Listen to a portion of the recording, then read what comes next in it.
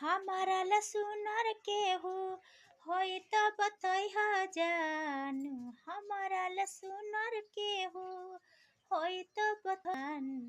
आ फलो से और भैया हमरा के करिह जान।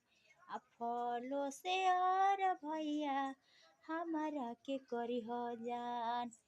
हमारा ला सुनर होई हमके बतैह जान।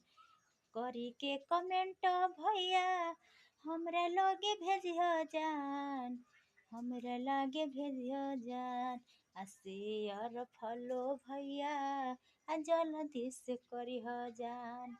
शेयर फॉलो भैया जल्दी से करिह जान।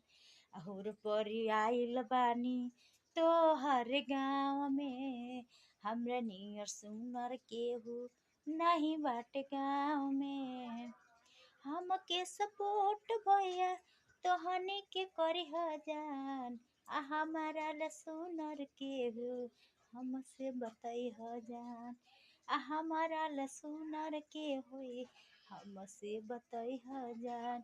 आ शेयर फॉलो भैया जरूर करिह जान। शेयर फॉलो भैया जरूर करिह जान।